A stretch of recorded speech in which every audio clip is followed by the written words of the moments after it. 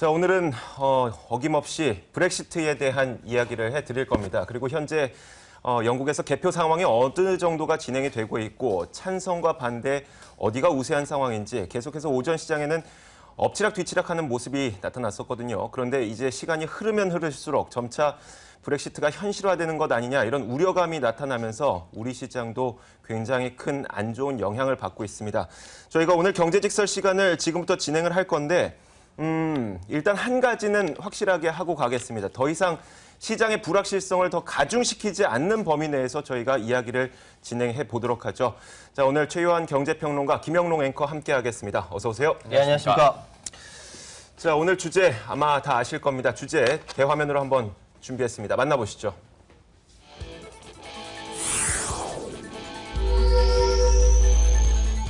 자, 주제를 저희가 이렇게 준비를 일단은 해봤습니다. 현재 나오는 상황에 따르면 브렉시트가 정말 될 것으로, 그러니까 영국이 유럽연합에서 탈퇴할 것으로 예측이 되고 있기 때문에 브렉시트 윈이라는 제목을 일단 설정을 해봤고요. 최요한 평론가가 현재 상황을 좀 짚어주세요, 먼저. 지금 상황은요, 굉장히 애매하게 된 것이 사실은 브렉시트가 현실화되기 전에 이미 그냥 예전부터 그런 얘기는 있었죠. 네. 영국이라는 나라가 워낙 자기 나라에 자존심이 강한 나라고 네. 유럽연합으로 묶였을 때 자기들의 목소리를 내는 것이 상대적으로 적었기 때문에 그렇죠. 이럴 바에 왜 우리가 여기 유럽연합 남아있나? 네. 이 얘기가 있었고 그러다가 시리아라든지 난민, 중동에 있는 난민들이 들어오면서 네. 부담이 더 됐다는 거죠. 맞아요. 이건 정치적으로, 경제적으로. 그러다 보니 이거 우리 도저히 못 살겠다면서 브렉시트에 대한 이야기가 계속 있었죠. 그러다가 이것이 왜 여기 정치적인 이 이슈가 경제 이슈까지 갔냐면은 네. 캐머런 총리가 선거 때 당내에 있는 보수파를 달래기 위한 선거 전략으로 그냥 내놨던 거예요. 그냥 선거 전략으로 이기려고. 그렇죠. 내놨는데 이것이 여기까지 온 줄 몰랐어. 네. 결국은 뭐냐면 이 브렉시트가 현실화되면서 캐머런 총리의 정치적 목을 조를 것이다. 여기까지 온 상황입니다. 네. 자, 지금 일단은 탈퇴의 의견이 더 우세한 상황으로 계속 가고 있고 어떻게 보면 말씀하셨던 그대로 캐머런 총리가 자신의 어떤 투표 승리를 좀 쟁취하기 위해서 자신들이 자신의 편을 만들기 위해서 그렇게 내놨던 말이 던졌던 네. 던졌던 것이 네. 이렇게 현실화된 현실화된 거죠. 근데 저희가 물론 시장 불확실성을 키워서도 안 되겠지만 네. 지금처럼 너무 이렇게 심각하게 막 우리가 땅속 지구 내해 깊이 들어갈 필요는 없을 것 같아요. 예, 그러니까 예. 물론 이제 부담이 되는 요인입니다. 특히 우리 시장이 이렇게 솔직히 저는 이렇게 급락할 줄은 몰랐어요. 예. 그런데 낙폭을 점점 더 키워가고 있고 얘기를 해주신 것처럼 부담금 때문에 아무래도 국민들이 좀 불만을 가지고 있다가 난민 문제까지 겹치다 보니까 그런데 저는 그나마 좀 희망을 갖고 있었던 것이 예. 투표 가면 다를 것이다. 투표장 가면 그러니까 최근에 여론조사 같은 경우에 브렉시트 우세가 있었지만 투표장을 가면 이성을 찾을 결과가 것이다. 다르게 나올 수도 있다라는 얘기도 있었거든요.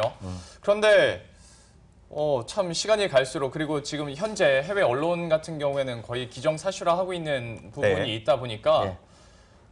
상당히 분위기가 장난이 아닌 것 같아요. 제가 일단 그 균형을 좀 맞추기 위해서 글로벌 전문가들이 브렉시트가 진짜 현실화된다면 어떤 현상이 발생할 것인가에 대한 몇 가지 의견을 준비해봤거든요. 네. 그걸 먼저 좀 살펴보도록 하죠. 일단 워렌 버핏이 무슨 이야기를 했었냐면 투표가 진행되기 전이었어요. 이전에 브렉시트가 현실화돼도 아무것도 바꾸지는 못할 것이다 라고 얘기를 했습니다. 그가 어떤 이야기를 했냐면 나는 브렉시트가 진짜 현실화된다고 하더라도 내가 갖고 있는 땅을 팔 생각도 없고 내가 갖고 있는 집을 팔 생각도 없고 내가 갖고 있는 자동차를 바꿀 생각도 없다. 심지어 내가 갖고 있는 투자 방향도 변환할 생각이 없다라고 얘기했습니다. 그만큼 만약 브렉시트가 현실화된다고 했을 때 오늘처럼 당장은 워낙 큰 뉴스이기 때문에 이런 단기적인 급락이 나올 수도 있겠지만 장기적으로 봤을 때는 큰 변화는 없을 것이다라고 전망을 했던 게 워렌 버핏이었고 네. 대표적인 닥터 둠이죠. 마크 파버도 비슷한 이야기를 했었어요. 이 브렉시트가 재앙이라는 증거는 없다더라. 네. 그 이유가 뭐냐면 일단 그 마크 파버는 자신이 있는 모국이 스위스거든요. 네. 스위스도 유럽 연합에서 포함되어 있지 않습니다. 유로존에는 포함되어 있어요. 네. 하지만 유럽 연합에는 포함되어 있지 않은데 유럽 연합에 포함되어 있지 않은 스위스도 잘 살고 있지 않느냐. 굳이 유럽 연합에 들어가 있지 않다고 하더라도 그 국가가 뭐 크게 문제가 생기는 건 아니다. 그렇기 때문에 마크 파버는 브렉시트가 재앙이라는 증거는 없다. 이런 식으로 얘기를 하기도 했습니다. 네. 어찌됐건 지금은 좀 충격이 다가오는 이런 상황인 것 같고 좀 정치적으로 한번 들어보고 싶어요. 이 캐머런 총리가 이 브렉시트가 현실화됐을 때 캐머런 총리는 어떻게 됩니까? 그러니까 그 사실은 우리나라와 다르게 네. 그 영국의 정치 상황은 보수당과 노동당으로 나눠져 있지만은 그럼에도 불구하고 각 계파별로 싸움박질 내부에 굉장히 심해요. 네. 특히 캐머런 총리 쪽은 그래요. 그렇기 때문에 캐머런 총리 쪽에 반대하는 보수당에 있는 사람들을 잡기 위해서 그 브렉시트라는 커다란 뭐랄까 선거 공약을 팡 던진 거죠. 네. 예전에도 우리 그 대통령한테 뭐 하나 던졌는데 떼굴떼굴 우리 자기 진영에 와서 터졌다라는 이야기가 있듯이 이것도 마찬가지예요. 던졌는데 이것이 가서 빵 터지면서 뭔가 길을 뚫어줘야 되는데 네. 떼굴떼굴 다시 들어와서 여기서 뻥 터진 거죠. 네. 그러면서 이제 이야기는 뭐냐면은 브렉시트를 통해서 새로운 활력을 찾겠다라는 거지만 네. 실제로 그렇게 되겠느냐? 그렇지 않다라는 거죠. 왜냐하면은 그러니까 지금까지 영국이 갖고 있는 대영제국으로서의 자부심이라든지 경제적인, 그러니까 정치적인 우위라든지 항상 프랑스하고 독일 의식하거든, 영국 사람들이. 네. 그래서 여기에 대해서 밀리지 않으려고 노력을 하는데 자꾸 그 EU라는 경제 공동체 안에 들어가면 자꾸 밀려요. 계속 밀리니까 저쪽 유럽 그 안쪽에서는 계속 똘똘 뭉치고 네. 그러니까 자존심이 상한 거죠. 그래서 이렇게 됐는데 전 분명히 예언하는데 이거 방금 그 워런 버핏 얘기도 했고 많이 말씀하셨지만은 이거 결코 이렇게 그 브렉시트가 됐다고 해서 영국이 난리 나고 전 세계 그 경제 뭐 흔들려 이렇게까지 가지 않는다. 네.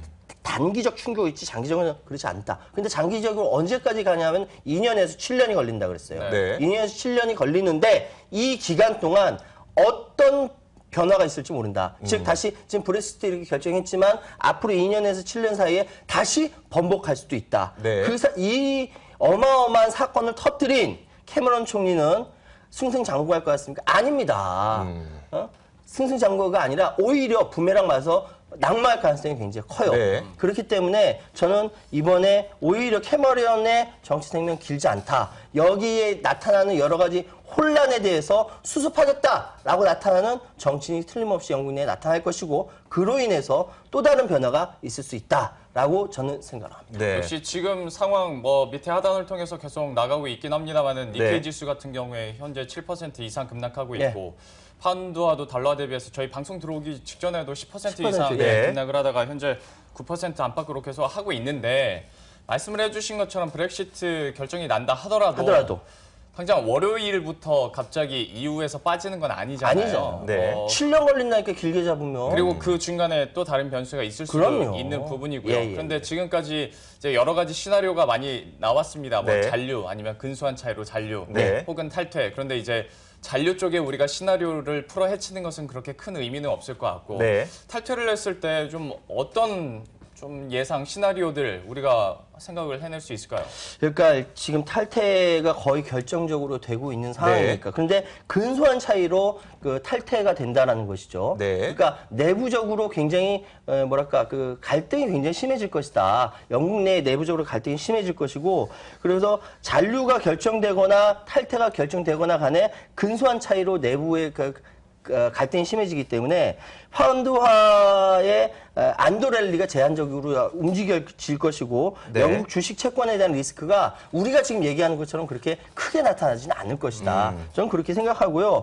어쨌든 탈퇴든 그 잔류든 캐머런 총리가 벼랑 끝에 몰리는 거는 하기 때문에 정치적으로 영국은 흔들릴 수는 있어도 이것이 길게 봐서 네. 2년에서 7년이라는 큰 길로 봐야 되기 때문에 앞으로 어떤 변수가 있다라고 말씀드리긴 굉장히 어려운 것이죠. 네. 지금 좀 더 지켜봐야 되는 겁니다. 제가 그 시나리오를 조금 더 분석을 좀 해드릴게요. 일단 제 이야기는 아니고 그 LG경제연구원과 여러 가지 그 경제 기관들의 분석을 제가 좀 모아봤는데 네. 일단 그 말씀하셨던 2년이라는 유예 기간이 있을 수가 있는 게 바로 리스본 협약, 그러니까 유럽 연합의 미니 헌법이라고 부르는 유럽 연합에 보면은 탈퇴를 하더라도 약 2년 동안은 동등한 조건으로 교역이라든지 그런 것을 할 수 있다. 그래서 무역 시장에 미치는 영향과 금융 시장에 미치는 영향이 좀 다를 수가 있거든요. 무역 시장은 일단 2년 이내에는 어떤 일이 발생할 것인가, 그리고 2년 이후에는 어떤 일이 발생할 것인가 이렇게 나눠볼 수가 있어요. 일단 2년 이내에는 당장은 무역 시장에는 큰 변화가 없을 수 있습니다. 말씀드렸던 것처럼 2년 동안 동등한 조건으로 교역이 가능하니까. 그런데 영국에게는 숙제가 남는 거죠. 2년이라는 기간 동안 유로존 내에 있는 유럽 연합 내에 있는 모든 국가들과 다시 한번 재협상을 다 맺어야 되죠. 자유무역 협정 재협상 다시 맺어야 되고요. 같은 기간 동안 유럽 연합과 자유무역 협정을 맺었던 그 외의 국가들과도 모든 자유무역 협정을 다 맺어야 돼요. 물론 그게 2년 내에 현실화된다면 뭐 큰 문제가 없을 수도 있겠지만 그 수많은 국가들, 지금 유럽 연합이 전 세계에서 53개 국가랑 지금 자유무역 협정 맺고 있거든요. 근데 그 국가들하고 어떻게 2년 만에 그 자유무역 협정을 다 맺습니까? 우리 한 EU 자유무역 협정 맺을 때도 수년 걸렸잖아요. 거의 힘들다는 거죠. 그래서 2년이라는 기간이 다가오면 다가올수록 이제 우리나라에 있는 이 많은 기업들이 영국에 투자하기를 좀 꺼리게 될 거고요. 그러면 영국 투자가 위축이 될 것이고 거기에다가 2년이 지나게 되면은 결국 교역은 또 감소할 수밖에 없겠죠.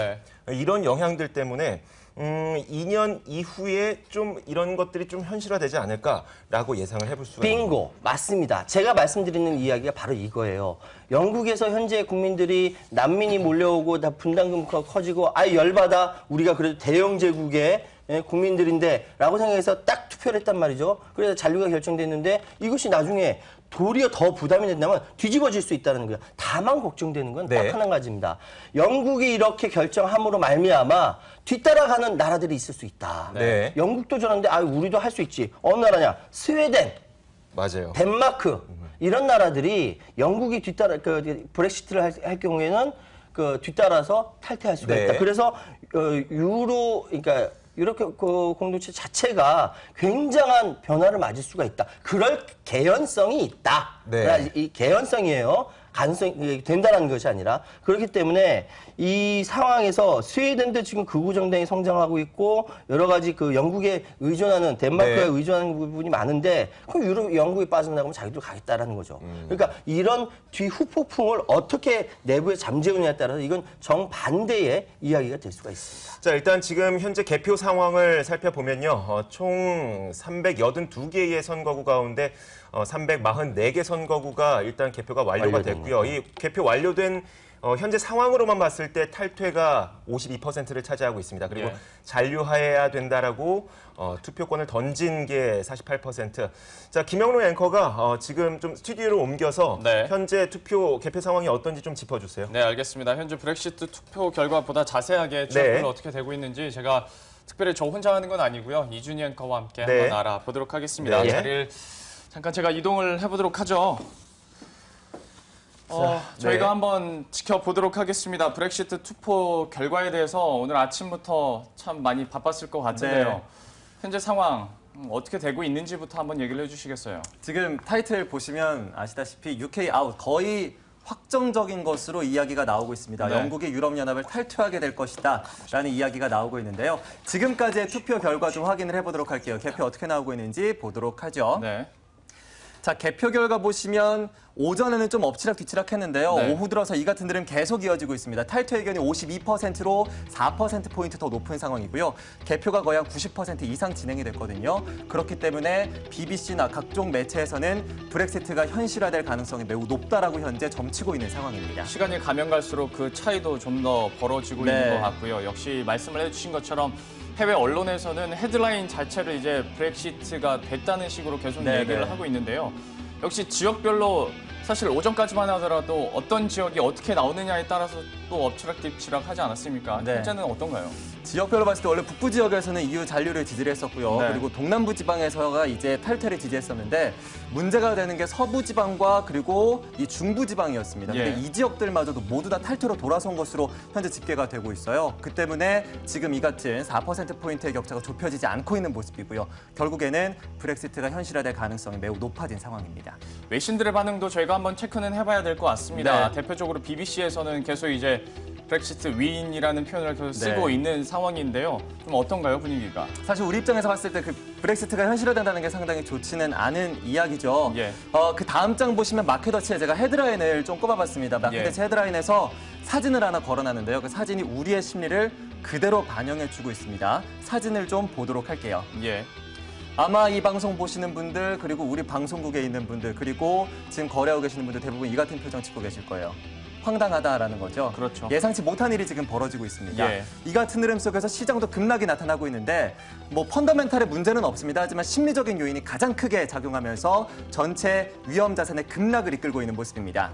대표적으로 보시면 영국의 파운드가 오늘 10% 넘게 밀려나기도 했었고요. 네. WTI 유가 현재 5.1%의 급락 나타나고 있습니다. 반대로 일본의 엔화, 일본 상당히 고민이 심할 것 같아요. 엔화가 예. 이제 5%가 넘는 급등세 보여주면서 달러당 99엔까지 지금 나오고 있는 상황이고요. 금값도 4.6%의 급등을 보여주고 있는 상황입니다. 예. 역시 올 한 5월인가요? 그때까지만 하더라도 골드만삭스에서는 이제 파운드화가 11% 이상 떨어질 거다라고 예측을 하기도 했었는데 오늘 하루에만 10% 가까이 급락을 하다 보니까 현실화가 되고 있는 것 같은데요. 네. 해외 언론 얘기를 하니까 나온 김에 사실 국내에서는 이런 브렉시트에 대해서 그래요 걱정은 했습니다만 네. 이 정도까지는 아니었는데 맞아요. 해외 언론에서는 좀 미리 우려감 섞인 내용들이나 시나리오 극단적으로 나온 게 있었나요? 사실은 뭐 해외 언론에서 그 같은 우려는 별로 없었습니다. 오히려 예. 간밤의 시장만 보더라도 브렉시트가 안 될 걸로 예상을 했었어요. 네. 그 바로 전날에 나왔던 설문조사 결과도 그랬고요. 투표 이후에 나왔던 설문조사에서도 브렉시트가 현실화되기보다는 잔류될 가능성이 높다라는 이야기가 나왔었습니다. 함께 예. 그 차트를 좀 보도록 할게요. 네. 오늘 투표 이후에 나왔던 설문조사 결과였는데 입소스 머리와 유고부에서 모두 다 EU 잔류 의견을 내놓은 상황이었습니다. 특히나 입소스 머리 같은 경우는 8%포인트의 아주 큰 격차로 EU에 남게 될 것이다라고 전망을 했었는데 예. 이 같은 기대가 모두 다 사라졌어요. 이 때문에 증시가 오히려 더 급락하고 있고요. 위험 자산의 급락 현상이 나타나고 있다고 외신들이 평가하고 있습니다. 이준희 앵커나 저도 그렇고요. 전반적으로 브렉시트에 대해서 그래도 투표장 가면 잔류할 가능성이 높다라는 그러니까요. 얘기까지 나왔었는데 네. 결과가 설문조사와는 정반대로 나오다 보니까 시장의 충격이 더 클 수밖에 없는데요. 이 브렉시트에 대해서 앞으로 우리는 또 어떻게 대응을 하고 어떤 시나리오가 펼쳐질지 계속해서 경제직설 알아보도록 하겠습니다. 이주호 앵커에게 카메라 넘겨보도록 하죠. 자, 김영롱 앵커 이제 자리에 들어와 주시고요. 이제 또 이야기를 좀 연결해 볼게요. 최현 평론가가 브렉시트와 또 트럼프의 공통점을 좀 찾아오셨다고요. 예, 깜짝 놀랐습니다. 그러니까 이 이야기가 뭐냐면은 네. 이 방금 그 앵커께서 말씀하셨던 것처럼 네. 투표장에 갈 때 뭐 바깥에서 뭐라고 얘기해도 투표장에 가면은 사람들이 이성을 찾아서 투표를 할 것이다라고 생각했었는데 절대 그렇지 않았다. 네. 근데 왜 그렇게 됐느냐에 대해서 많은 전문가들 분석하다가 이거는 트럼프 현상이다. 또 다른 트럼프 현상이다라고 분석을 하였습니다. 네. 자, 지금 이 브렉시트와 트럼프와의 소위 고립주의, 네. 고립주의 공통점이에요. 뭐냐면 한번 보십시오. 국경 문제를 놓고 브렉시트와 트럼프가 나눠졌을 때 안보를 위한 국경 통제 강화와 또 이제 멕시코와 네. 국경 장벽을 세우겠다. 네. 이렇게 이야기했죠. 무슬림 입국 금지하겠다. 이렇게 얘기하고 있어요. 네. 자, 제노포비아. 예, 브렉시트 쪽 지지 측에서는 루마니아인 옆에 서는 것이 두렵다. 이렇게까지 얘기해요. 자, 제노포비아, 멕시코 이미자 강남범. 트럼프는 이런 얘기를 했거든요. 그렇죠. 말도 안 되는 소리 하는데 무역 마찬가지로 양쪽이 다 보호무역입니다. 자, 애국심 고치 국민투표일을 독립기념일로 만들자. 라와 함께 그 어떤 때보다 위대한 미국을 만들자. 이게 애국심 고치를 통해 가지고 이렇게 이야기가 나오는 거고 마지막으로 고립주의. 정확하게 이야기하는 것이 혼자 자기들이 잘났다라는 것이죠. 예? 현재 세계화 전체적으로 진행되는 것이 잘못됐고 네. 우리 혼자 잘났다라는 거예요. 나폴레옹과 히틀러가 시도한 유럽 정복이 바로 이유다라는 식으로 이야기하고 네. 미국도 마찬가지예요. 잘못된 세계에 굴복하지 않을 것이다. 트럼프가 얘기했습니다. 자, 이것은 뭐냐면 전체적으로 흐름이 고립주의, 우리끼리 잘 먹고 잘 살자로 정리가 되는데 실제로 그렇습니까? 아까 얘기했던 2년 내에 절대 못합니다. 네. 더 부작용 생기고 실력까지 늘어난다면은 이건 다시 한번 뒤집어질 수 있다는 것이죠. 알겠습니다.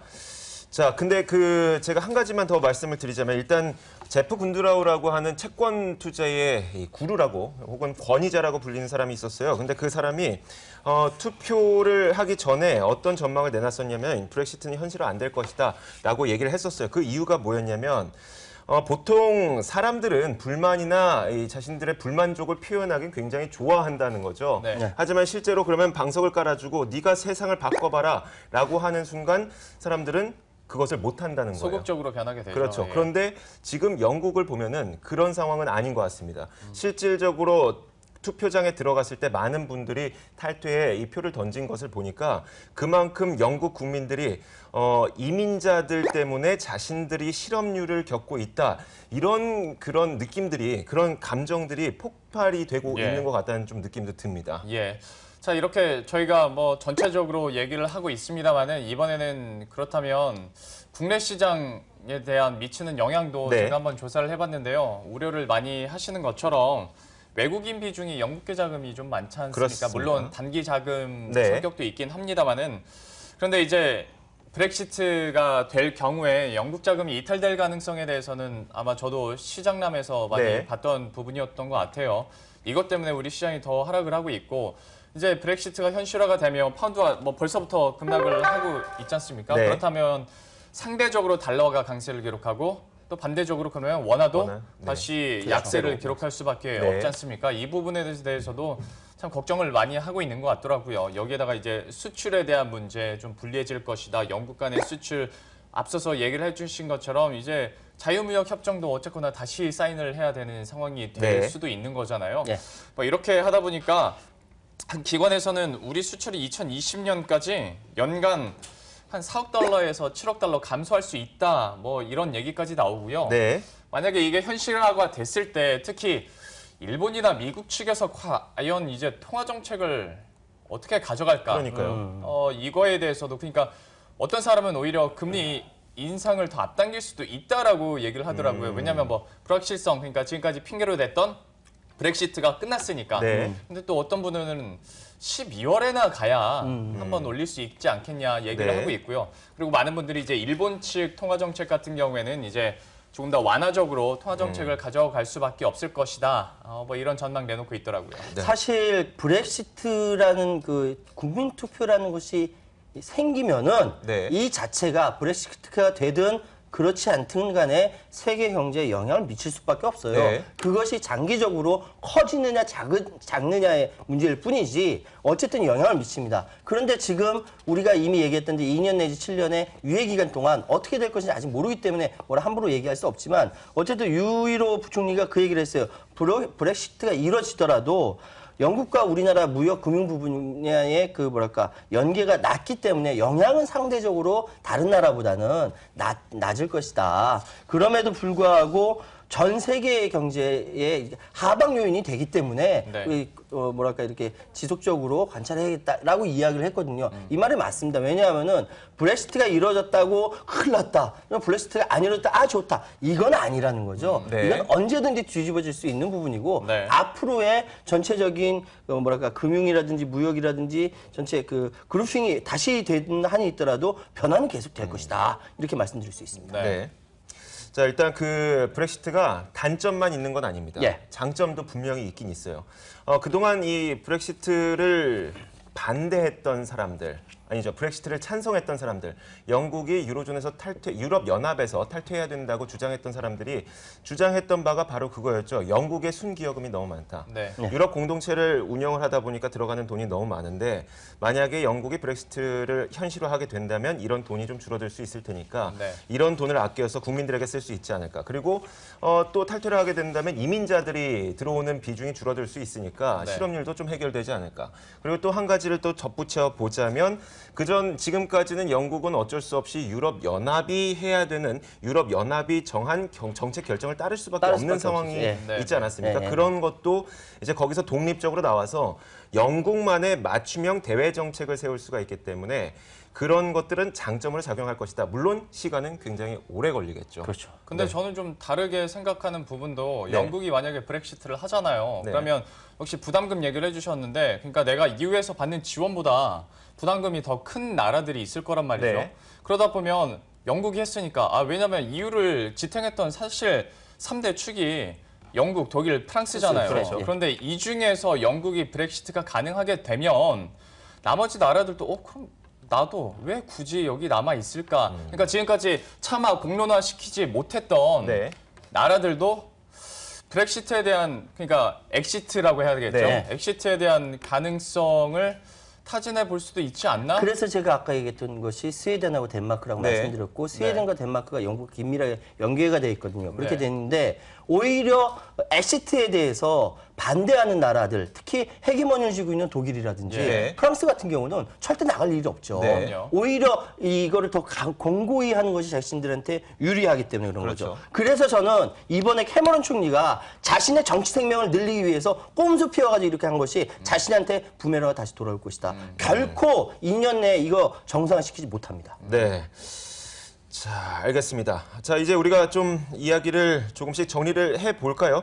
다시 한번 최유한 평론가가 이 탈퇴를 하게 될 경우 시나리오만 좀 정리를 해주세요. 그걸 정리를 해야지 예. 우리가 결론을 내는데 좀 더 편할 것 같네요. 예, 그렇습니다. 그러니까 사실은 정말 우리가 사실 여기 방송 들어오기 전까지 시나리오 3가지 얘기했는데 탈퇴했을 때, 네. 잔류했을 때, 근소한 차이로 잔류했을 때 이야기하지 않았습니까? 네. 그런데 사실 잔류하는 걸로 생각을 모두 다 하다가 탈퇴가 됐기 때문에 굉장히 충격이고 시장이 충격인 것이 바로 그것이죠.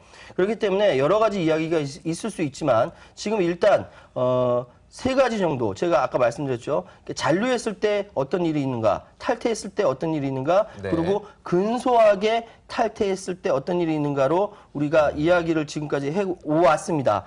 그런데 이제 일단 지금 탈퇴가 현실화되고 있기 때문에 네. 지금 그거 먼저 말씀드린다면은 영국 파운드화에 대한 매도가 집중되고 영국 주식이나 금융 관련 업종의 성과가 부진할 것이라고 추상적으로 생각했어요. 네. 근데 지금 전 세계적으로 보면은 지금 그것이 현실화되고 있는 거예요. 근데 이것이 길지 않을 것이다. 길지 않을 것이다. 다시 정상화되면서 영국과 다시 소위 물밑 작업을 한다든지 네. 진행이 될 것이다. 그 대신 여러 가지 측면에서는 캐머런 총리가 정치적 벼랑 끝에 몰릴 것이기 때문에 전 분명히 이것이 다시 뒤집어질 것이다 라고 저는 희망을 하고 있고요. 어쨌든 이 JP 모간 자산운용에서 브렉시트 이후에 3가지 내온 이 시나리오가 나중에 얼마나 맞는지는 우리 나중에 이 시간에 다시 한번 맞춰보죠. 네, 알겠습니다. 자, 그러면 좀 결론을 내려보겠습니다. 먼저 김영롱 앵커가 결론 내려주실까요? 제가 그래요. 결론 직서를 저희 제작진한테 보낸 말이 있긴 합니다만은 네. 이걸 저는 좀 지우고 다른 얘기를 좀 해야 될 것 같은데요. 네.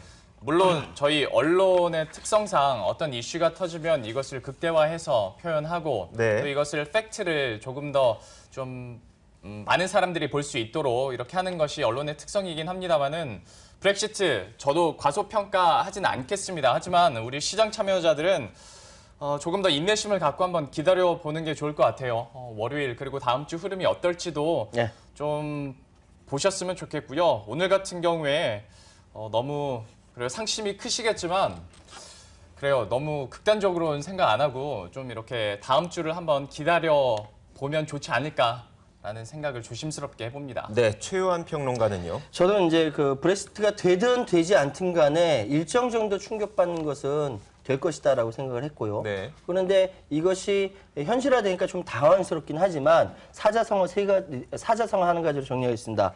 거한 사위, 평안할 때도 위험과 곤란이 닥칠 것을 생각하며 잊지 말고 미리 대비하자. 네. 그러니까 근데 평안하지 않은 상태에서 그럼 우리 희망 보고 나가자라는 것이거든요. 거꾸로 얘기하면은 네. 자 오늘의 결론은 저는 거한 사유로 하겠습니다. 예. 저는 결론을 이렇게 내려보겠습니다. 일단 영국이 유럽연합에서 탈퇴하는 것으로 국민투표가 결정이 된다고 하더라도 사실 국민들의 생각이 이제 탈퇴를 해야 된다는 거고 정책 결정자들은 또 생각이 약간 다를 수도 있습니다. 지금 당장 영국이 유럽연합 내에 소속되어 있으면서 받는 수혜를 지금 당장 포기하기는 어렵기 때문에 어찌됐건 이 탈퇴 절차를 가장 길게 좀 최대한 늦추려고 노력하는 모습이 분명히 보이게 될 것이고요.